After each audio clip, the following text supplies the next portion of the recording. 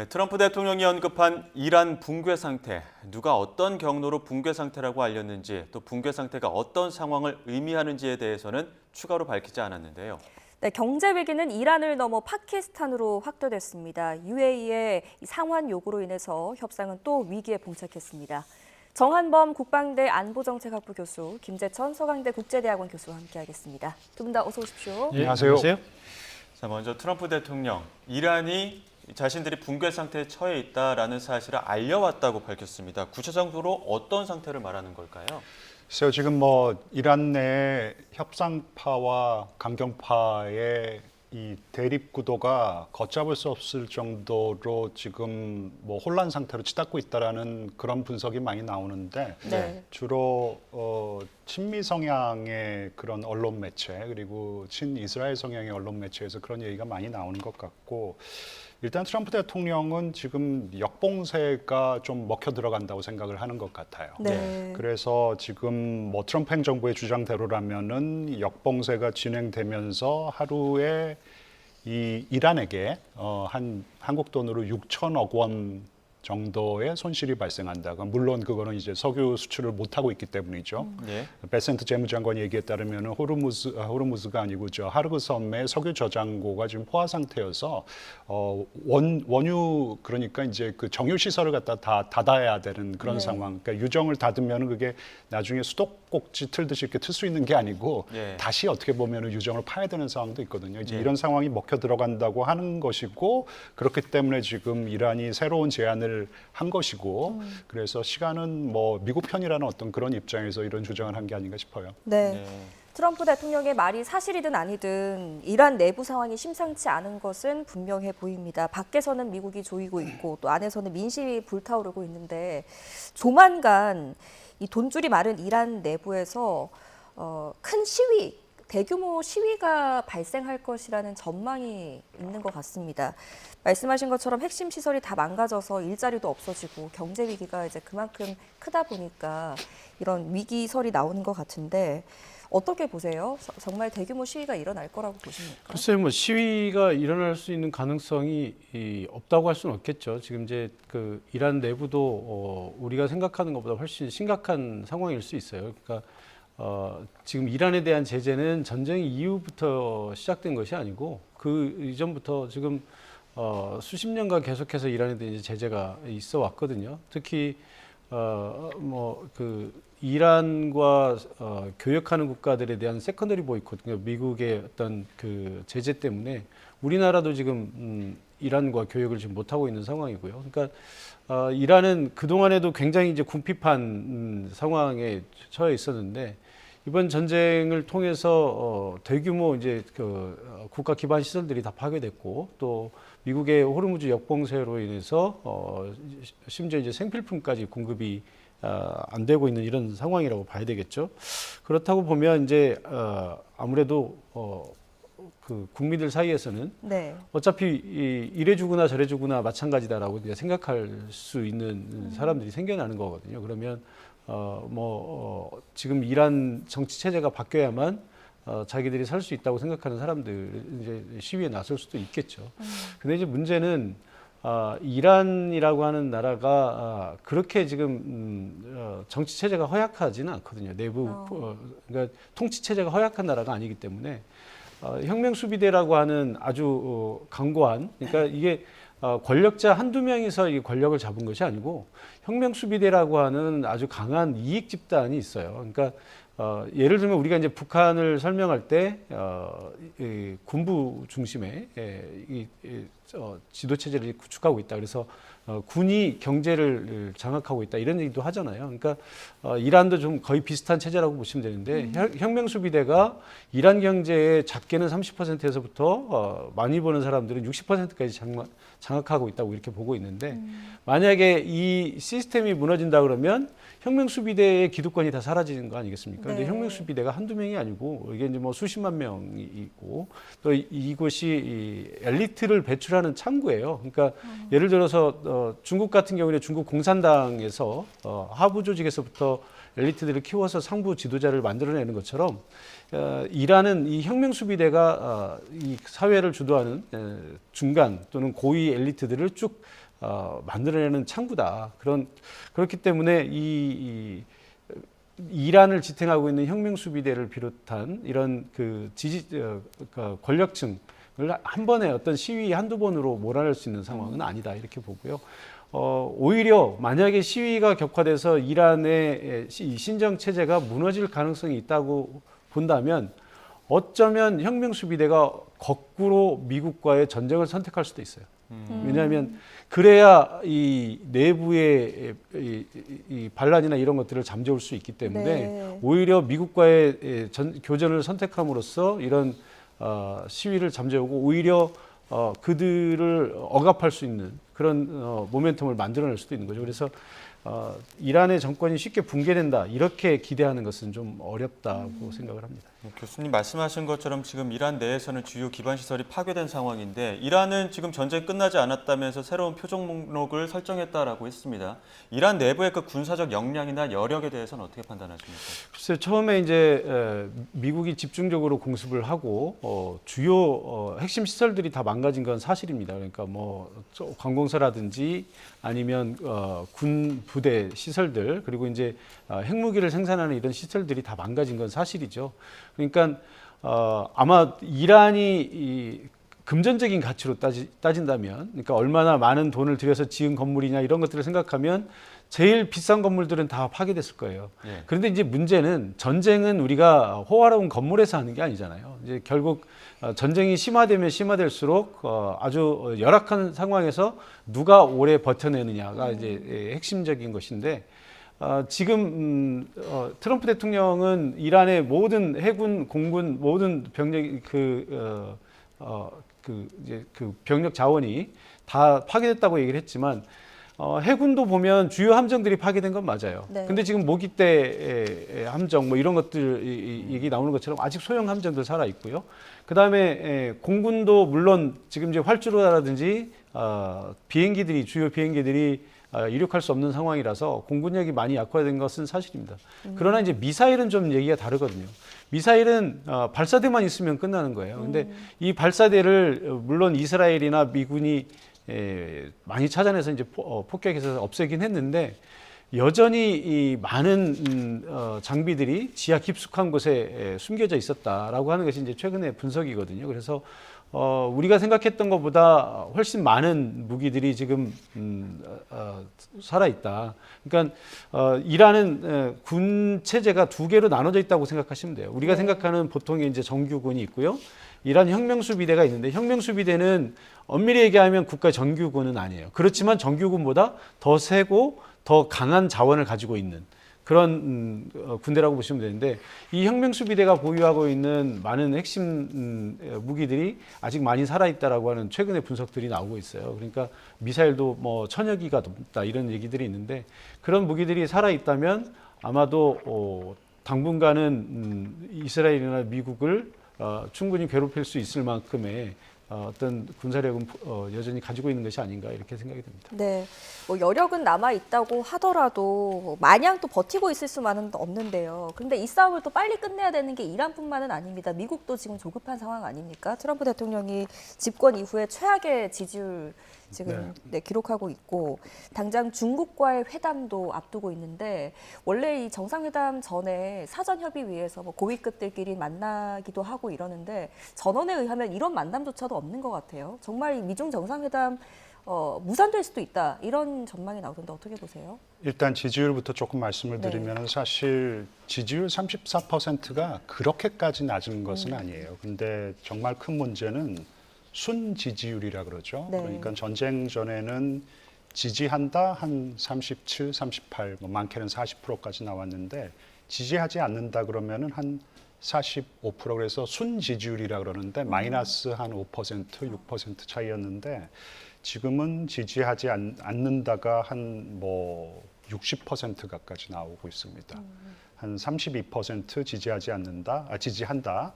한 52%겠군요. 네. 한 20% 정도 마이너스 순 지지율을 기록하고 있다는 것은 그동안 중간지대에 있었던 유권자들이 다 이제 등을 돌리기 시작했다는 것이기 때문에 상당히 심각한 상황이고, 이런 상황에서 뭔가 이란과의 협상에서 의미 있는 결과를 도출하지 않으면은 11월 중간 선거에서 조금 어려움을 겪을 수 있다는 생각이 들고요. 미중 정상회담을 2번 미루기는 좀 어려울 것 같아요. 네. 그런 상황에서 사실 전쟁 전에는 의미 있는 고위급 협상이 이루어지고 있었어요. 네. 베세트 재무장관과 그 중국의 카운터파트가 제네바에서 만나서 의견 조율을 하고 있는데, 전쟁 이후에는 그런 의견 조율이 이루어지지 않고 있는 상황인데, 근데 사실 의제는 간단하거든요. 네. 미국 입장에서는 이 중국이 이 히토류 수출을 재개할 수 있도록, 그러니까 1년 단위로 지금 협상을 하고 있는데, 그게 중국이 히토류 수출을 지금 재개한 게 1년이 지금 다 다가옵니다. 그러니까 네. 10월, 11월 그때 한국에서 아펙 정상회담 계기로 히토류 수출을 재개하기로 했는데, 그게 이제 또 그 기간이 이제 만료될 수 있으니까 그거를 빨리 갱신하는 게 중요하고, 대두 수입을 또 계속해서 중단해서는 안 돼요. 왜냐하면은 미국의 이제 농민층이 트럼프 대통령의 핵심 지지층이기 때문에. 그래서 사실 핵심 사안은 그렇게 어려울 것들이 없기 때문에 그냥 만나면 되는데, 근데 이란 전쟁이 지금 또 잘못해서 확전 양상으로 치닫는다면은 전쟁을 벌이고 있는 국가의 국가 원수가 그 나라를 떠나기는 좀 어려운 상황이 발생할 수 있기 때문에 그런 변수는 있지만, 휴전 지금과 같은 상황이 그냥 지속된다 그러면은 사실 이 중국 방문을 더 이상 미룰 수는 없는 상황이라서, 저는 그래도 미중 정상회담이 5월 14일 네, 그 저 스케줄 된 대로 진행될 가능성이 있는데, 혹시 또 이란이 방해를 할 수도 있겠죠. 네. 예. 그 여론조사 시점도 봐야 되는 게 24일부터 27일까지 나흘간 조사였습니다. 그러니까 지금 화면 보시는 것처럼 그 백악관 출입기자단 만찬장에서 있었던 그 총격 사건 전후로 여론조사였거든요. 트럼프 대통령이 이 사건을 계기로 어떤 여론 반전을 꾀하는 모습들도 일부 보도를 통해서 볼 수 있었는데, 그게 여론에 다 담기진 않았던 것 같죠? 글쎄요, 제가 이제 그런 분석에 대해서 뭐 말씀을 드린 적이 있었는데, 선거 과정에서 있었던 총격 사건과 이번의 사건은 좀 성격이 다르다. 그러니까 그때는 트럼프 대통령이 일개 후보였기 때문에 어떤 정치적인 혐오에 의해서 트럼프 대통령이 일방적으로 공격을 받은 것으로 인식이 되는 거거든요. 그러니까 이제 아무래도 동정심이 작용을 하게 되고, 그렇게 되면 아무래도 이제 지지층은 강하게 결집을 하겠죠. 지지층이 결집을 하면서 중도층도 따라오는 밴드웨거닝 효과까지 나타나는 트럼프 대통령에게 아주 유리한 그런 정치 지형이 이루어지는 그런 환경이었다고 본다면, 지금은 좀 상황이 달라요. 그러니까 물론 이 총격 뭐 예비 사건이죠. 음모 사건은 절대 일어나서는 안 되는 일이고, 문명 국가에서는 이런 테러의 어떤 시도가 있어서는 안 되겠지만, 그 행위 자체에 대해서는 미국인 그 누구도 옳다고 생각하지는 않을 거예요. 그렇지만 왜 이런 일이 일어났는가에 대한 그 판단은 선거 과정에서 있었던 사건과는 다르게 인식하는 거죠. 그러니까 지금 이런 사건이 일어난 것은 사실 트럼프 대통령이 지금 약자도 아니잖아요. 트럼프 대통령 미국에서 가장 힘이 센 사람이고, 가장 힘이 센 사람이 자기의 힘을 절제하지 않고 있어요. 그리고 이게 이제 일종의 정치적 혐오 때문에 일어난 것이라고 본다면, 그리고 트럼프 대통령을 비롯한 백악관에서도 이게 이제 민주당을 비롯한 야권에서의 트럼프 대통령에 대한 공격, 그리고 정치적 혐오 때문에 일어난 것이다. 그러니 앞으로 이런 혐오가 없어야 된다라고 얘기를 했지만, 사실 그 얘기를 듣는 사람들은 소위 요즘 젊은이들이 하는 말로 거울. 이게 누구한테 하는 말이냐 이거죠. 거울을 봐라 이거예요. 도대체 지금 누가 누구한테 그런 얘기를 하고 있느냐. 그러니까 트럼프 대통령이 그 누구보다도 앞장서서 정치적인 혐오를 일으키고 상대방을 비난하고, 누가 무슨 조금만 얘기를 하면 사회주의자니 마르크스주의자니 뭐 극좌파니 뭐 이런 얘기를 쏟아냈었던 거고, 언론을 향해서도 뭐 워싱턴 포스트, 뉴욕 타임스 가리지 않고 뭐 망해가는 언론이다 그러고, 그다음에 기자들한테도 백악관에서 뭐 멍청이 이런 얘기들을 뭐 서슴없이 내뱉은 그런 장본인이거든요. 그러니까 저 사건 자체가 미국 국민들에게는 대통령에 대한 공격으로 인식되는 측면보다는 정치판이 혼탁한 그러니까 이게 노이즈로 보이는 거죠. 그래서 이런 분위기를 만들어간 트럼프 대통령에게 오히려 더 좀 실망하고 있다. 그런 것들이 여론에 반영된 것이다. 저는 그렇게 보고 있습니다. 네. 자, 이렇게 살얼음판 같은 위기 속에서 싸움을 말려보겠다고 나선 나라가 있는데요. 바로 파키스탄입니다. 그런데 중재를 하려다가 오히려 경제적으로 목줄이 잡히는 상황에 좀 잡힌 것 같아요. 중재자 파키스탄이 이란 편 좀 들었다고 아랍에미리트가 본인들이 빌려준 돈 35억 달러 당장 갚아라 이렇게 조치를 취했습니다. 이게 굉장히 어마어마한 금액이잖아요. 네. 근데 이렇게 중재국의 운신의 폭을 이렇게 좁혀버리면 협상이 제대로 되겠습니까? 차질이 발생할 수도 있겠죠, 당연히. 예. 그 UAE 같은 경우에는 이 전쟁을 겪으면서 확실히 미국 쪽에 서겠다고 마음을 먹은 것 같아요. 네. 그러니까 파키스탄이 뭐 이렇게 눈에 띄게 이란에게 유리한 어떤 중재를 했던 것 같지는 않고요. 파키스탄이 사실 그런 능력도 없습니다. 그러니까 장을 마련해 주는데 그치지 뭐 당신은 이런 거 양보하고 뭐 당신은 또 그렇다면 이런 거 양보해라 그렇게 할 수 있는 능력이 없는 국가이기 때문에 단지 이 전쟁을 좀 치르면서 걸프 국가들의 속내들이 조금씩 달라진 것 같아요. 지금 네. 파키스탄이 취하고 있는 어떤 조치는 사우디로부터 한 30억 달러의 차관을 빌려서 좀 돌려치기를 하겠다라는 것이고 사우디가 긍정적인 메시지를 발신한 것 같고 지금 어쨌든 파키스탄은 IMF로부터 차관 지원을 받고 있는 국가이기 때문에 국가 재정이 굉장히 안 좋은 상황에서 UAE가 이런 식으로 결정을 내린다 그러면 일단 좀 많이 아플 것이에요. 네. 하지만 뭐 중재를 하는 어떤 역할에 있어서 지금 뭐 상당히 뭐 돈이 많이 들거나 그런 것이 아니기 때문에 중재 역할은 계속해서 자처할 것 같고 하지만 이제 전쟁이 이 2달 지금 지나지 않았습니까? 네. 그러면서 조금 관망하고 있는 국가들의 이 어떤 계산이 조금씩 다른 계산을 보이고 있는 모습을 보이고 있는 것이겠죠. 네. 네. 네. 네, 잠시 뒤에 여쭤보려고 했는데 그럼 그 UAE가 오펙 플러스 탈퇴하겠다고 네. 발표한 네. 배경도 보시는 것처럼 그 중동 사태, 중동 네. 안에서 어떤 변화, 지형 변화라고 보시는 그렇지 거죠? 않겠습니까? 그러니까 자기네들은 오펙의 어떤 그런 규제에 예.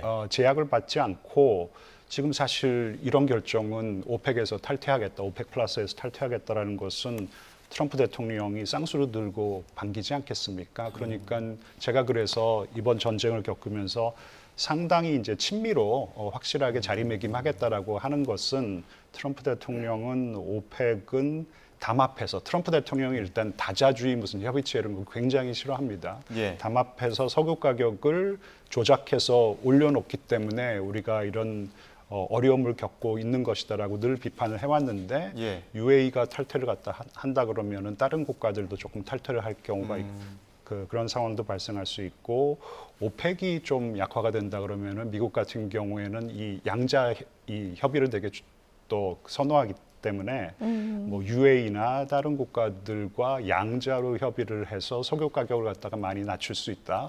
그러면은 트럼프 대통령은 석유 가격을 낮추는 것이 굉장히 중요한 정책 목표 중에 하나잖아요. 예. 그러면 미국의 유권자들도 굉장히 좋아할 것이고 그래서 예, 이 UAE의 이런 결정은 일단 친미적인 행보로 저는 보이고요.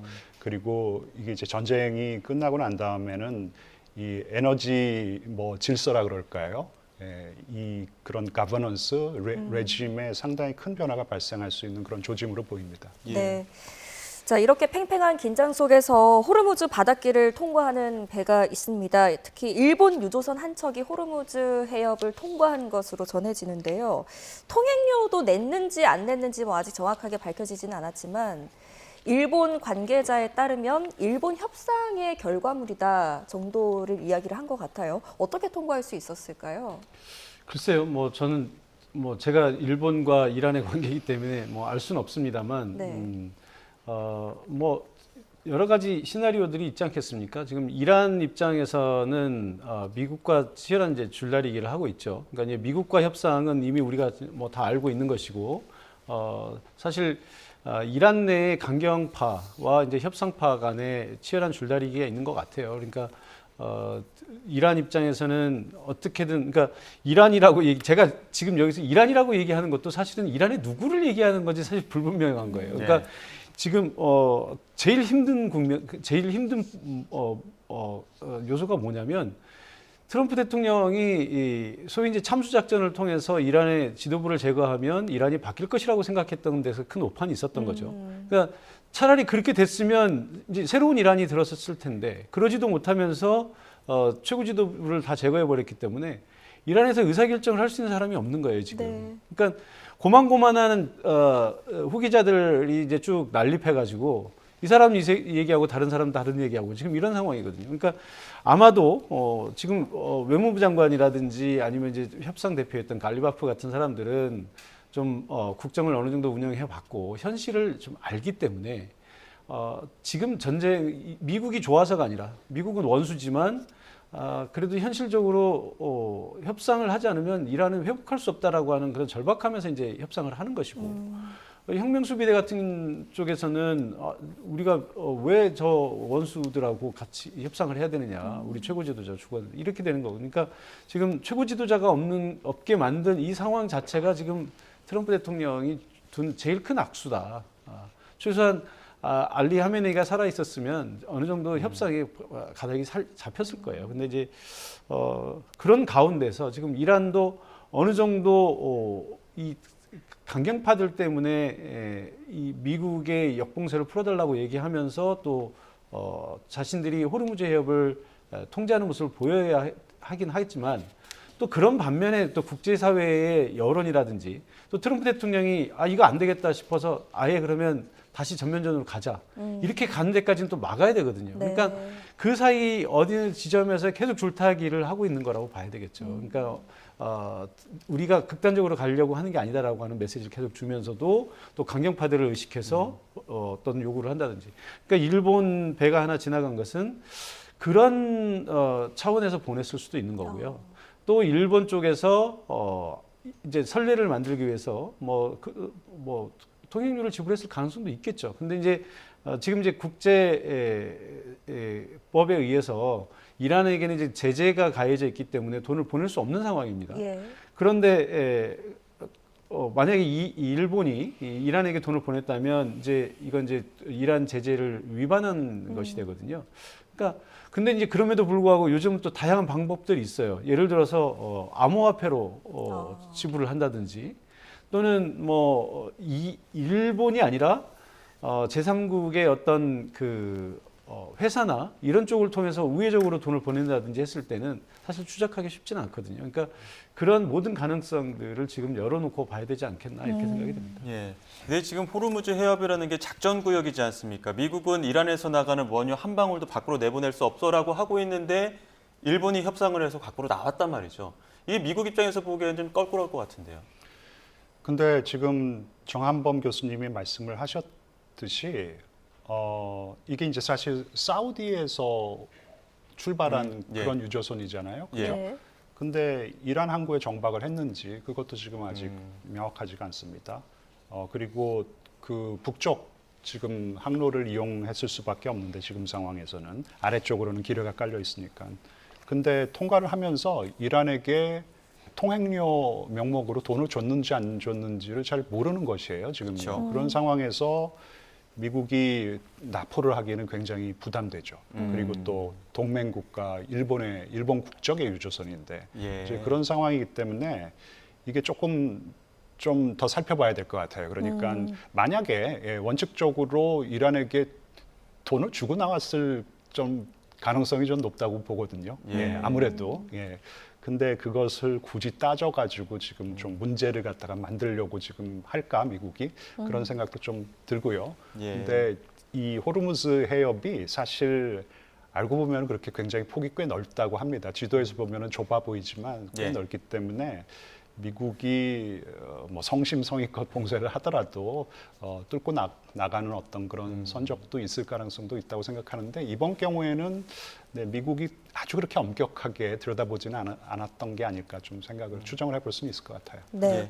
자, 이란은 지나가려면 돈 내라 그러고 미국은 통행료 절대 내지 마라. 우리 제재 가할 것이다라고 이야기를 하고 있고 참 중간에 낀 선박들은 이러지도 저러지도 못하고 있는 상황인데 이런 상황에서 누구는 또 아주 당당하게 호르무즈 해협을 다닌다는 소식이 들어왔습니다. 바로 푸틴 대통령의 측근이 탄 요트가 여기를 통과를 했다는 이야기가 전해지는데요.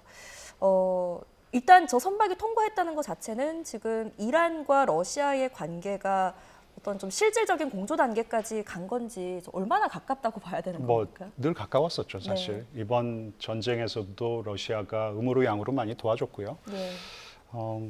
저게 그 제재 대상인지 아마 제재 대상일 가능성이 높다고 생각합니다. 예. 그럼에도 뭐 당연히 이란에서 내보내주지 않을 이유는 하나도 없는 것이죠. 이란 입장에서는. 그래서 나가라고 했을 것이고 미국 입장에서는 제재 대상이었었으면 납포를 하는 것이 맞죠. 네. 예. 근데 하여튼 그 제재 대상이었는지는 조금 저희가 더 살펴봐야 되는 것 같고 네. 그리고 미국이 제재 대상이었어도 푸틴 측근의 요트였다면은 뭐 유조선도 아니고 그렇다면은 러시아와의 또 관계도 있잖아요. 트럼프 네. 대통령이 푸틴과 이렇게 나쁜 사이도 아니고 그래서 조금 눈 감아줬을 가능성도 있는데 네. 근데 또 아까도 말씀드렸지만은 이게 이 해협을 그렇게 100%다 봉쇄하는 게 그렇게 쉽지는 않다라는 것이에요. 그래서 좀 뚫렸을 가능성도 있고 지금 단계에서는 좀 여러 가능성을 상정하고 보는 게 맞지 않을까 생각합니다. 네. 예. 자, 미국과 이란은 국제 여론전에 나선 듯한 모습들도 있습니다. 특히나 저희가 앞서 그 김잔디 기자 리포트로 말씀드린 것처럼 서로가 그 유엔 안보리 회의장에서 한쪽은 해적, 한쪽은 테러리스트라고 이야기를 하면서 계속적으로 서로에 대한 비판을 이어가고 있거든요. 이러한 부분에 대해서는 어떻게 좀 해석해 볼 수 있을까요? 뭐 지금 상황이 이제 열전이 아니고 일종의 이제 냉전 상태로 접어든 상황이거든요. 네. 그러니까 뭐 다들 그렇게 예상을 했겠습니다만 이 전쟁이 오래 가기는 좀 어렵다라고 하는 것이 대체적으로 전문가들의 의견이었거든요. 그런데 이제 문제는 전쟁을 끝내야 되는데 과연 어떤 모습으로 어떻게 끝낼 것인가가 지금 가장 큰 문제인 거예요. 그러니까 이란과 미국이 이 전쟁을 통해서 이제 거의 이제 철천지 원수가 된 것은 맞는데 그럼에도 불구하고 더 이상 전쟁을 지속할 동력도 없고 국내 정치적으로도 굉장히 어려운 상황이라서 빨리 끝내야 된다는 절박감은 양쪽이 같아요.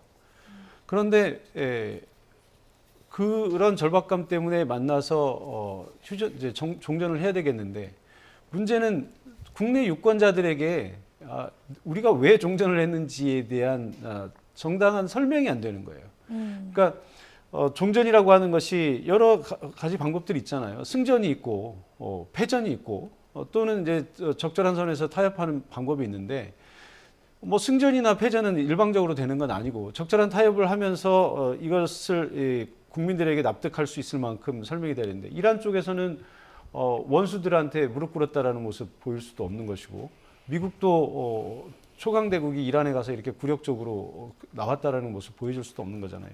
그러니까 이제 전쟁이 길어지는데 이런 상황에서 미국과 이란 다 할 수 있는 것들이 이제 해본 거예요. 다 해봤는데 별로 할 것이 없다 보니 이제는 또 이제 국제 여론전으로 들어가는 거죠. 그래서 유엔 무대로 이제 옮겨갔는데 사실 이것도 참 애매한 것이 이란은 유엔으로부터 지금 제재를 받고 있는 국가고요. 네. 또 미국은 뭐 지금까지는 유엔에서의 어떤 의사결정이나 이런 것들을 주도해 왔다고 하지만 트럼프 대통령 본인이 유엔을 무력화시킨 장본인이란 말이에요. 그리고 유엔을 대체할 새로운 국제기구를 만들겠다고 하고 있고 또 아까 우리 김재천 교수님 말씀하신 것처럼 트럼프 대통령이 가장 싫어하는 외교적인 협상 형태가 다자 협상이에요.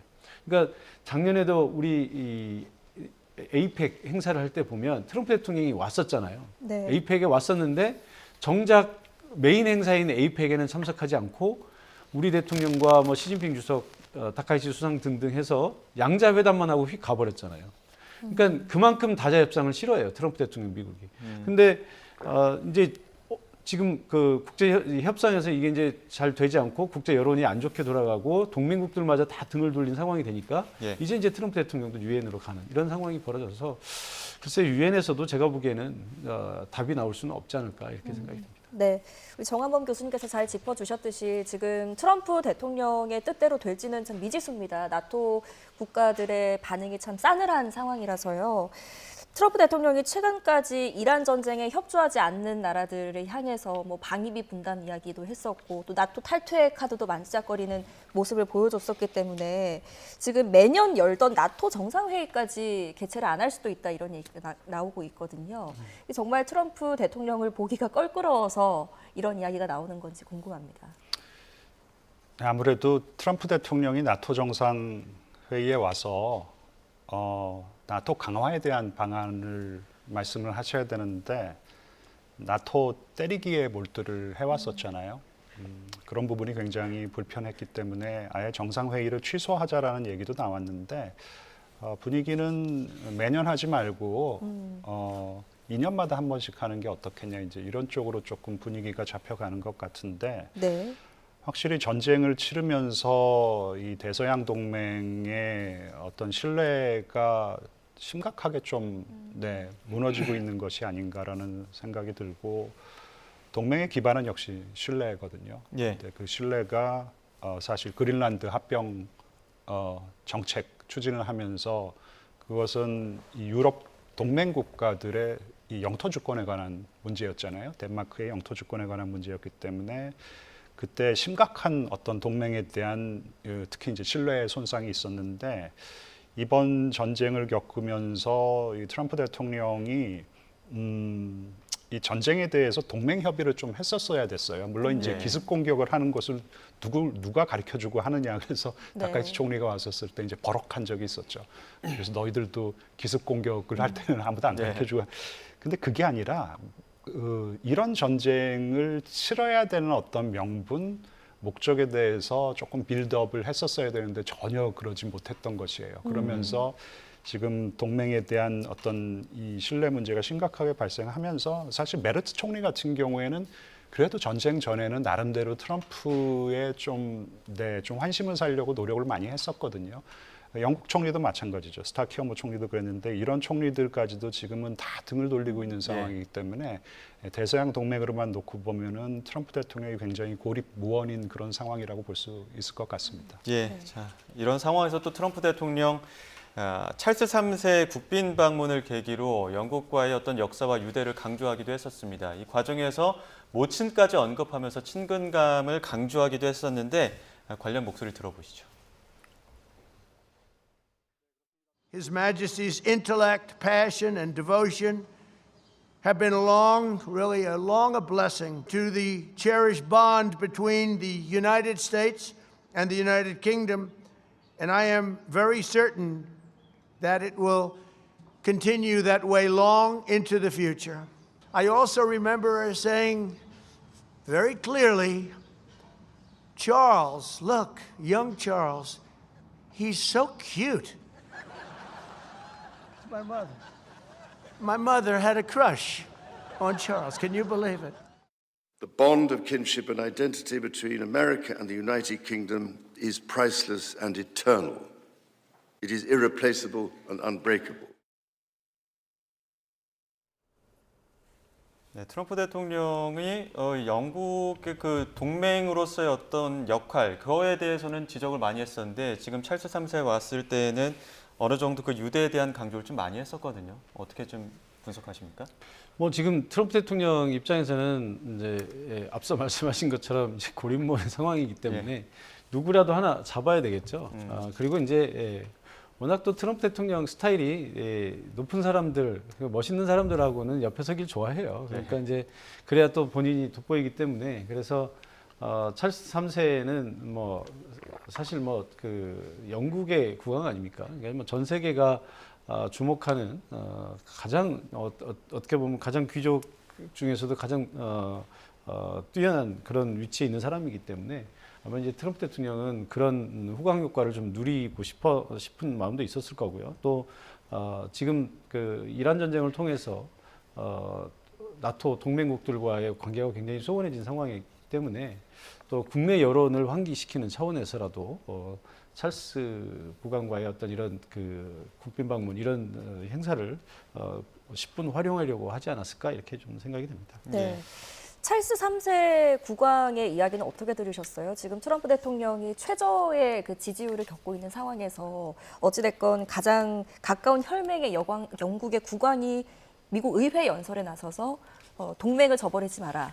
우리는 깨질 수 없는 사이다 이렇게 이야기를 했는데 저희 어떤 메시지가 있다고 보십니까? 근데 지금 미국과 영국 사이의 어떤 신뢰 손상은 영국 국왕이 미국을 국빈 방문해서 의회 연설을 한다고 이 좀 치료될 수 있는 수준이 저는 아닌 것 같아요. 그러니까 굉장히 구조적인 문제 때문에 갈등을 겪고 있는 것이고 사실 2차 대전 당시에 루즈벨트 대통령과 처칠 수상 사이에 맺어졌던 그때의 굉장히 긴밀한 어떤 공조 관계 그게 흔들리지 않았었거든요. 물론 이제 스웨즈 운하를 둘러싸고 영국과 미국이 마찰을 빚은 적이 있습니다. 영국이 스웨즈 운하를 되찾으려고 했었고 이집트로부터 그때 이 미국의 아이젠하워 대통령이 뜯어 말렸어요. 예. 그러고 난 다음부터는 사실 이 나토 동맹 국가이긴 하지만 양자 관계에 있어서 영국이 확실하게 조금 주니어의 역할을 하는 어떤 그런 관계가 여태까지 이렇게 쭉 흘러왔는데 이런 관계에 이제 상당한 변화가 발생을 한 것이죠. 키어 스타머 총리도 상당히 지금 불만을 많이 표출하고 있는 상황이고 지금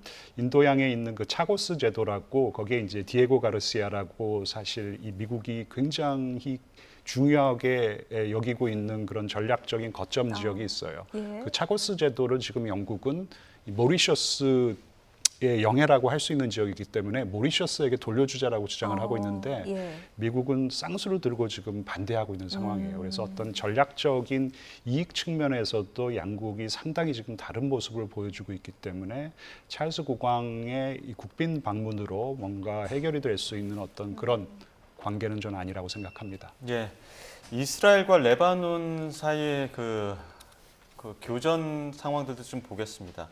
이번에는 또 이스라엘군이 레바논 남부의 그 터널을 또 450톤의 폭발물로 폭파시켰다고 하더라고요. 결국에는 둘은 싸움은 멈추지 않을 것 같은데요. 뭐 저는 계속 그렇게 예상을 했고요. 그렇게 얘기를 해왔습니다. 그러니까 그 헤즈볼라가 관계된 어떤 전쟁을 레바논 정부와 협상한다는 건 사실 애초부터 말이 안 되는 거거든요. 그러니까 마치 북한과 관련된 어떤 북한이 하는 어떤 행위를 다른 나라가 우리 한국 정부와 협상하는 거랑 비슷한 거예요. 그러니까 헤즈볼라는 레바논 내의 한 정당이기도 하고 무장 정파이기도 하고 무장 조직이기도 해요.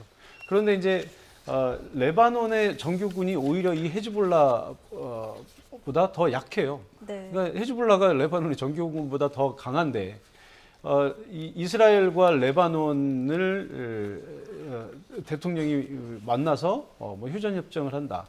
이건 뭐 사실 헤즈볼라가 동의하지 않으면 사실 아무 의미도 없는 거거든요.